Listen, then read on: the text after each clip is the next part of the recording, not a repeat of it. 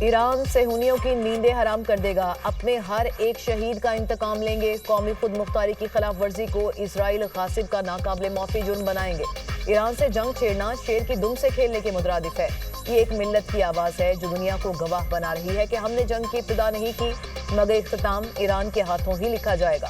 ایرانی حکومت کا رد عمل، اسرائیل اور امریکہ کو بھاری قیمت چکانا پڑے گی۔ ایران نے اپنے بدترین انجام کا انتخاب کیا، حملوں سے اسرائیل کی قبیح فطرت کا پتہ چلتا ہے۔ ایرانی سپریم لیڈر کا رد عمل، آیت اللہ خامنائی کی متعدد فوجی کمانڈرز اور سینئر سائنسدانوں کی شہادت کی تصدیق۔ ایرانی سپریم لیڈر نے میجر جنرل عبدالرحیم موسوی کو ایران کا نیا آرمی چیف تعینات کر دیا۔